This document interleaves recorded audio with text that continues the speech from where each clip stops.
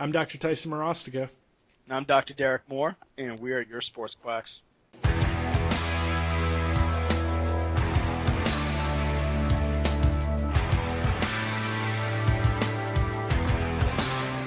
All right, and welcome back to all the Sports Quacks. So today we're going to be talking a little bit about something that I heard on the radio as I was going up to work, and I was so intrigued by the comments that I had to make it a topic for today.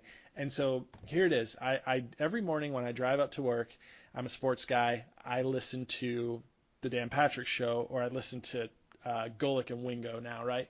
So I'm listening to Dan Patrick in the morning, and this guy, I didn't listen to it yesterday, right? So I didn't listen to it the day before, but I'm sitting there, and this guy calls in, and he goes, "Oh, I want to weigh in on the chiropractic debate." And like I perked up, like, what the heck? We're talking about chiropractors? All right, let's go. And the guy goes, "Just want to clarify that I agree that chiropractors are not doctors." And then he goes off on this, and so he goes off on this little rant, and then it goes back, and everybody's just sitting there like, yeah, I guess they're not doctors. They just need certifications. And I was like, what the heck? So yeah, the certification one was what really got me. It's crazy, right? So I get to work, and I immediately look it up, the audio clip of the day before, and without even listening to it, I send it to Derek, and I'm like, dude, we're listening to this. I don't even care what it says. We're talking about it, right? So in the clip, they're talking about so basically, essentially comes down to it. Dan Patrick uses a chiropractor, and they're all kind of like making fun of him, kind of picking on him essentially.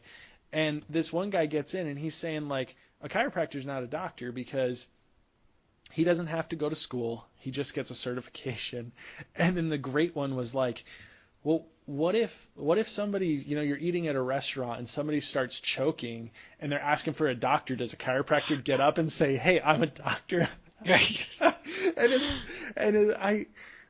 Oh my gosh, what do you say to that? Right, you try not to laugh. You're just like, all right, he's making fun of me, but it was pretty funny.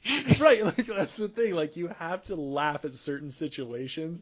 Like you can't even get heated because, well, what do you do? So.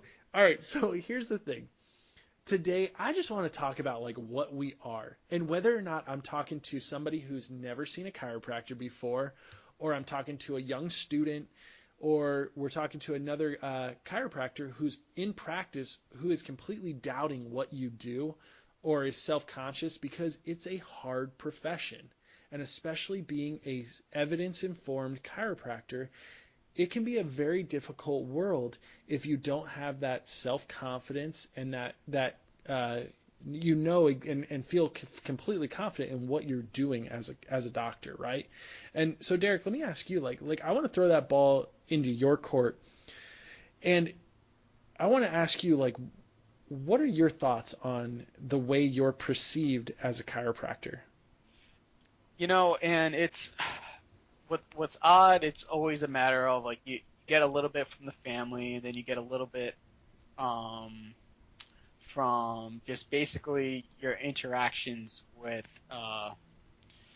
other professions sometimes, where it's either like a medical doctor or a physical therapist. You're really just trying to figure out, okay, is this going to be a good interaction or a bad interaction? Yeah. You kind of tell right away. Oh yeah. Right. But usually what I feel a good way to kind of explain this is more so what a doctorate means. Sure. And a doctorate really is just a level of education. And if we just start looking at it as that, just like, hey, you've reached a certain level of education, and that's what your doctorate is, it makes it a lot easier versus just saying like, oh, what is a doctor? Because I'm pretty sure they're going to say, all right, would you consider an osteopath a doctor? Mm-hmm. They went, is the bar set at medical school? Like if you didn't go to medical school, you can no longer use the term doctor. You can't claim it. Yeah. You know what? I would be okay with that, but it's the government that decides who can call themselves doctors or not. You know, like we didn't decide just like, oh, we're just going to call ourselves doctors. There's a there's a legislative body that said, hey, if you complete X amount of years and pass these exams, you get to call yourself a doctor. I mean, don't hit the player, you know. Like, Well, let me ask you this: Do you call yourself a doctor in your office? Oh, absolutely. Absolutely, right? It's Dr. Moore 100% of the time. Is it Dr. Derek? Do you go by Dr. D? No, I hate that.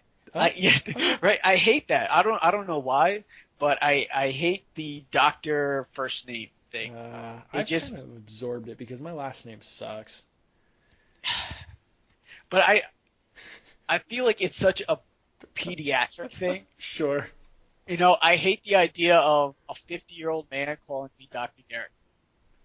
Because I just don't like it, you know. And what's always odd too, I've gotten this and I still haven't figured out the best way to approach it is, I'll say, hey, I'm Dr. Moore. All right, what's your first name? I'm like, I just don't know if he does. I don't know if they do that with other professionals. I don't know if it's an age thing, because I've never ran into, and I don't know if you have, I've never ran into pushback from anybody 10 years older or younger than me. If I say if I introduce myself as Dr. Moore, they go with Dr. Moore. Yeah. And even when I'm looking at these debates on Twitter and because you'll see it immediately once somebody opens up that can of worms, the chiros come flying out of everywhere to try to defend the profession, saying that we are doctors, blah blah blah blah, and it's crazy to sometimes just see the rhetoric that's being spewed by the non-informed public. Yeah. You know, it's just like they make it sound like we just went to vocational school. So let's talk about that. So okay, when I first said to my family, like, hey, I want to go to well, actually, so that's interesting. You said family earlier, and I was like, man, we could start a counseling session right now. Right, that's it. And honestly, like, it's amazing the pushback you do get from family. I remember when I was thinking about school, I remember asking my mom, I was like, yeah, do you know much about chiropractic? She's like, yeah, they get like a weekend seminar certification and they can adjust you. And I was like, man, that's awesome. Like, all I have to do is go to school for a weekend. Like, all I have to do is get a weekend and I can do what they do. And I was like, that's kind of cool. No, it's not true. So, and then I was like, oh, well, some of them are doctors and then some of them can just adjust. Like, you can just adjust if you just get the certification. I don't know why I thought that. I mean, you kind of, like, and honestly, I kind of believe that. Some of us are doctors and some of us could just adjust, you know? Yeah. And that's it. Yeah, so like, okay, so I remember getting that from like family and that's hard. Like, dealing with that is hard at first. But then, so I don't know. I mean, I'll say actually in my office, right? Like, I don't mind being called Dr. Tyson or Dr. Ty. A lot of people call me Ty or Tice. I get everything. I get a combination of stuff. And Somebody that doesn't. Ty? Yeah, I get Ty. Do you enjoy that? I don't know. I don't. No, really you care. don't. You don't. You don't like Ty. No, nobody likes to be called Ty. Nobody likes Ty. Nobody likes. And so, but here's my thing. Like, I don't mind it, and I think for me, it's more personal because, like, my last name's longer. It's harder. It's a little bit harder to pronounce, and I don't want people feeling like that awkward thing of like mispronouncing my name forever. Like, yeah, but let's just. All right. Well, I'm just gonna go on a side rant. Yeah. You say your last name once. It's not that hard. No, it's not. It's not. It's not. Like, you can say, I can understand people looking at it and saying it wrong. Like, all right, Morastica. I'm like, no, you just say it once, Morastica. Oh, it's not that hard. No. Like, it really isn't. Like, I understand what you're saying, but your last name isn't that hard, and you went through it for way too long in school where you just sat there as the roll calls being dealt out, and you're just like, all right, we're getting to the M's. I'm going to be the first one. It's Morastica. It's just going to correct you before you just scream it. Just scream it right away. Don't even let them try. Just scream it, and that's fine. But I guess when it comes to being considered a lower tier in the health professionals, that's what I think really kind of hurts our status. Well, because we're always grouped in with complimentary. You know? Yeah. Well, bring that up. Bring up the guy who called in, right? Like Right. what was his name? He was a physical therapist. Yeah. What did he say? He said, so that's what, man, I don't know what's going on in the physical therapy profession, but if that's what they think of themselves, like, that's sad. He went on there and he said, oh, I got my doctorate in physical therapy, but I'm more of a second tier doctor. I'm like, dude, like, you went through 8 years of formal education, because people forget that you have to go to undergrad, and you went through 8 years of formal education and have this vast knowledge of, like, what's going on in the human body, and this vast knowledge of how exercise and rehabilitation can improve people's lives, and you just sully that and call yourself a second tier doc. Like, mail in your PT license. Like, you're done. Like, what are you doing? Why are you doing that to yourself? I would never say I'm a second tier doctor. It's more so, the only fault I put in with the chiropractic curriculum is our lack of residencies. Yeah. Oh yeah. That's it. And I think when you look at listen to any of the older docs who are like trying to push this evidence informed culture, their biggest gripe with the younger docs coming out of school is that we don't have experience clinically, and we have all the techniques under the sun. We've been through ART, we've been through TPI. We just don't know how to put the picture together. Yeah. And you know where you get that? You get that in your clinicals. That's why they have residencies, because the ortho knows all the orthopedic exams and all about surgeries, but it's a lot different when they give you the scalpel and you have to start doing the surgery. So there's like, hey, you need to be there, and you need to start to watch everything. You really get 2-3 years underneath your belt before you can actually start doing this on your own.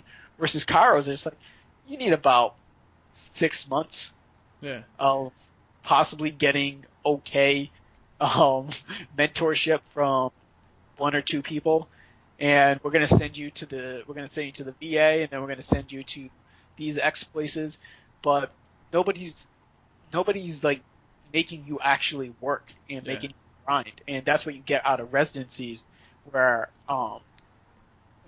if you looked at that meme where they show basic sciences, we're pretty much the same when it comes to PTs and MDs. Yeah. But residency hours, we get blown up. We get blown out of the water. But yeah.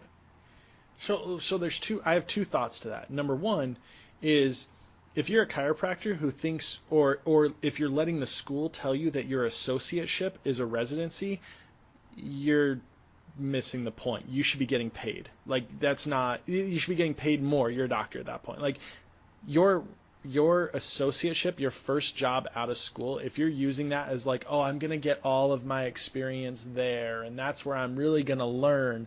Well, guess what? Student loan repayment comes up real quick. 6 months goes by real fast, and most people are looking for new jobs after a year. It's just the way that it happens. So I hate that mentality of, oh, it's okay, I don't need that residency, I don't need that experience because my associateships. But guess what? You're going to take whoever hires you, and they probably won't teach you what you want. They probably won't give you the front desk information. They probably won't give you the insurance billing information, like the true nuts and bolts of how an office works. That drives me nuts. I hate that. And I don't know if you feel that way, but like I feel like as a profession, we have to get students more education in a, not education, but more residency experience. More experience. And not expect associateships to be residencies. To me, that's the school saying, we don't have to do this part. That's not ours. Exactly. And what they're doing is that they're putting that onus on the clinicians who are running a business. Right. To try to take on somebody and teach them. They didn't sign up for that. They want whoever they hire to be an asset and not a liability to the company. Ready to work and ready to make them money. Exactly. Right. It's fine. Some of the so for example, I started out as an associate, and Paul, my supervisor, great guy, would show me some of the stuff that he's gone through. He has his CCSP, so he had all the videos, and he was like, "Hey, Cool. at any point, grab any of them." He did long track, some ART seminars that I didn't do. He's just like, "Yeah, at any point, you have access to anything that I have here." That's awesome. But he didn't hold my hand. Right. You know, it wasn't a matter of what you see in hospitals where the doctor comes in and he introduces the 6 interns that are there. He's not doing that because he has an office to run. Right. He's not going to be a teacher on the side either. And for people to say like, oh, an associateship is like a residency, no, because you still have to be, you yourself basically still have to be an entrepreneur too. Yep. You know, You gotta go find your own patients. You have to be self-sufficient, Yep. and a residency is more still about you just learning. And exactly, things are brought to you, not right. You have to go find stuff. Exactly. You know, like the bright side is that yes, as chiros in your associateship, I'd probably say you get paid a tad more than what some of the people get in a paid residency, but they're not taking the residency for the cash. They're taking it because what's going to happen is it's going to place their skill set at a different level to demand a certain amount of money. Yeah.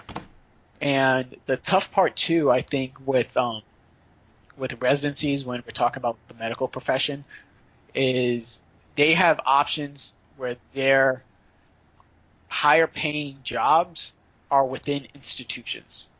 Okay. Whereas for chiropractic, our higher paying jobs are within self-owned business. Yeah. You know, so it's a different it's a different goal for each one of us. It's for them, they want for that surgeon, sure, they might open up their own clinic and to do like surgeries out of, I don't know, but for the most part, they're going to just do surgeries within a certain facility. Right, a bigger facility. You know, and for chiros, it's just more so. We were talking about how the skewed numbers for how much a chiro makes. If you want to make money, you have to own your own business. It's pretty much it. If you make money and you don't own your own business, you're an aberration. Yeah.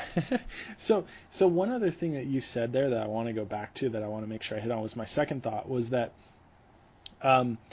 we talk about like that need for like residencies, and I know that this whole podcast is supposed to be talking about how basically we are doctors, but I'm going to go off on something here. Like, one of my thoughts and why it is so important, I wish chiropractors would get more information. I think something that holds us back is, this one popped straight to my mind when you said it. Have you ever been told as a chiropractor that there is so much trauma at birth, that the baby's head is just yanked on and just ripped out of that thing and just pulled out, and there's so much neck trauma and so many subluxations early on? Have you heard that while you were in school, Derek? Yep. Yeah. Even afterwards. If you have ever watched a live birth, a normal 99% of the time live birth, the baby's head is never yanked on. Like, there's no like doctor enforced trauma on the head. What it said, like, that is said, number one, because they want to give you that sense of medical doctors are bad, so they yank on the baby's head. They don't know what they're doing. And that's, first off, that's just stupid. Let's just get that out of the way. Number two, they want to justify securing a patient for life, a newborn patient for life. And my thing is like, I wish so badly. And what's funny is I hear that perpetuated by chiropractors who have never had children, mostly. So my thing is like that understanding of healthcare that they don't get is something that we need as chiropractors. I think that's something that would benefit us. And unfortunately, I think one thing that holds us back is that we aren't as involved in the medical community. And I think it's because we almost want to, a lot of us have they've wanted to separate themselves from medical world and try and demonize the medical world rather than embracing it. You know what I mean? Does that make sense where I'm going with that? Right, and it's because of the whole the whole issue with the American Medical Association trying to basically outlaw chiropractic. Yeah. Those scars are still there for the older generation. You can just You know, taste the bitterness. yeah, and the it's so odd because there's such a influx of chiros now who are accepting more um of a wider treatment ideology versus the older chiro who's attached to their adjustment, you know? Yeah. And what happens is once you start becoming so defensive about everything, you just start to push everybody else away. And then if a MD sees that chiro is basically a black hole for his patients, he sends that patient to that chiro, and that chiro never gives him an update, doesn't let him know what's going on. That MD is going to become skeptical. And Sure. if that MD happens to be in an area where there's a high saturation of I don't know how to put this nicely, of man, if he sends them to an area that has a high subluxation based chiropractic population, for example, you know it as well as I, a geriatric community, we always say, hey, MD, give us a chance. Well, he gave you a chance. And then he'd find another chiropractor in that same community, gave him a chance. And he did the same thing, and he gave the other one a chance. I mean, how many chances do you want these professionals to give before they're just like, well, if evidence is saying that this person needs some manual therapy and some exercise, why am I not just sending them to a physical therapist? And I'm like, you know what? Go ahead.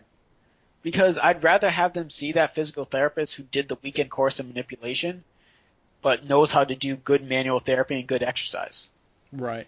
And you know what? Versus the chiro that's just going to adjust them. That's it. That's it, though, right there. Like, are you someone who is good at manual therapies? Like, and what makes you good at manual therapies? Is it because you read a book about it? No, it's because you literally are good at having your hands on the patient, and you know what you're touching, right? Like, do you know how to draw tension? You know how to affect the tissue, right? Like a good manual therapy skills doesn't come from just reading or watching an ART video. Like, how many times did you and I sit in school and just go over ART, or come over to my house at night and going over ART and going over just working on touch and feel and drawing tension and things like that? Like, I obsessed over that. Like, if I don't know what I'm feeling, I'm not doing any good. Right, and you feel lost sometimes. Oh and my goodness, yeah. But it also comes down to, all right, I learned the manual therapy skills, but I also learned when to properly apply these skills to this patient. According to patients, yeah. Right. Is this patient does this patient need this, or is there something else that I could possibly be doing? And that's when you actually become the doctor. Right. Is when you don't just have one tool. You're not a doctor if all you do is adjust. Mm-hmm. If no matter what happens, it's like I'm going to do this intake, and then I'm going to adjust. If that's all you have, you're not a doctor. You don't have any critical thinking skills at all. Ooh, that's a bold statement right there. You don't. And because what are your critical thinking skills? The vector that we've proven doesn't mean anything? It's whether or not you're breaking it down to orthogonal. Right. Right. Are we talking about that stupid the Z-axis? Remember, like you're putting your hand during out the in test. front of you? Yeah, right. During the test, every chiro knows what we're doing right now with our hand as you're taking the test. Everybody else is doing it right now. Right. You just start looking at it. It's like, I don't know what to do with my hands anymore. Like, what's happening here? But it's just not it. You're not using any of the basic skills that you were taught in chiro school. And I was listening to a podcast earlier, and it was an instructor for Factor, and he was basically laughing because he was saying that people would take his course and he would just teach them old orthopedic exams that they learned previously, but they just didn't know how to cluster them correctly. He was like, yeah, this is how you do that. That's actually a really big thing, and that's a cool topic because that was something hard coming out of school, because I felt like one thing we learned, like clinical experience, was literally just to do every orthopedic test under the sun so that you practiced it. And it didn't matter how long it took with a patient. I wasn't necessarily taught how to do an efficient exam. And I felt like that was something I really had to review and nail down and know, like, okay, if I do a step-by-step test, like, hey, I have low back pain, that means I need to do orthopedic exams to rule out, that correlates with disc symptoms, that correlates with hip symptoms, things like that, and know the process. Like, that saves you time and keeps everything you do. It makes everything cleaner. Like right. It makes it more efficient. Mm-hmm. It's not necessarily that you have to think less, but you now know what route to go, and then you can start to use your creativity, the art aspect of our profession. You can use that later. But how many times were we taught from an actual journal publication about best practices? No, it was just a matter of like, all right, we're going to learn about T4 syndrome today. Come on, don't hit on that. Don't do that. And it's going to be some random symptoms from this woman who tends to drive, and now she has pain down her arms. I'm like, no, what are we doing here? What are we actually doing? Let's go over an actual diagnosis and then best practices for treating said diagnosis. For example, when we're talking about SI dysfunctions, they've done studies and they're just saying, hey, these are the 5 most specific type of orthopedic exams that if you have a true SI disorder, they're going to hit on 3 out of 5 of these. Teach the 10 that you need to teach for boards, but then make that the big last slide on your PowerPoint. Hey, we're going to show you 10 because you need to know these for boards, but these are all the research that says these are the best 5 that you need to know.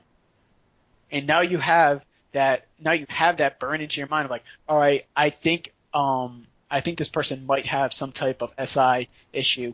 You know what? I'm going to run through these 5 exams and then go from there. And then maybe if you like one of the other 4 or 5, you want to do 1 or 2 of them because for some reason whatever information you get from that gives you a little bit more. Fine. But at least you have a solid understanding of when I see X, this is what I'm going to do, and now you feel more comfortable being in front of that patient. Exactly. Orthopedic tests is situational. Like, it's not a one-size-fits-all kind of thing. If you're doing a one-size-fits-all kind of thing, you're going to lose it. So let me try and reel this back in a little bit. So when it comes to that thought process of, hey, are we doctors? Or, what do we do? Obviously, you're a doctor. You've earned it as a chiropractor. But that thought of, do your patients consider you a doctor? Or should you be offended if somebody says, like, oh, I didn't realize you were a doctor? Like, you have to be able, it's a matter of how you treat them, right? It's a matter of the process you go about what you're doing, right? Like, if you're just a guy who's racking and cracking them, it doesn't, that's all you do. I think I'm just repeating what we've gone over here a little bit, but that's right. If you're just racking and cracking them and you're not really doing an exam, you're not really talking to the patient, you're not really communicating, like, you're not really acting like a doctor, I guess. That's sad. Like, you've got to do more. You've got to provide more. You can do more. You can be more. And I think, unfortunately, that's what holds us back. And people view us as like, oh, they're not a chiropractor, because I go in and I see my chiropractor for 2 minutes and he tells me one leg's shorter than the other and doesn't tell me why, and then just snap, good, go. That's it, yeah. And you earn the right to be called a doctor after you graduate. Yeah. But it's up to you to maintain that right. And I think the way that CEUs, and once again, this is going to go into other topics, but I think the way that CEUs are branded, where you get the same amount of credits for going to like a Stuart McGill course versus an Thompson class. Not an online class, or a Thompson or an activator course, things that just don't have any actual, and I'm going to get hate mail from all the activator docs and everything. I'm just going to get clicky death threats to me. But yeah, it's a matter that we have to start to create a hierarchy of learning too. It's just like, yeah, maybe we'll give you credits for your activator course, but I'm going to give you more credits for if you did grand rounds with a neurologist, or if you went to a Stuart McGill course, or if you took the time to do time in Prague to learn from Craig Liebenson.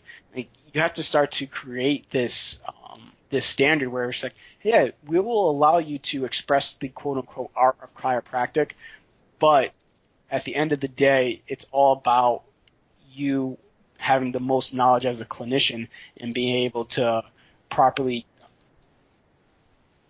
give that information to your patients. Right. I mean, well, so here's the thing. Like, what's our purpose as a chiropractor? Like, I'm literally going to ask, I'm going to put this on you.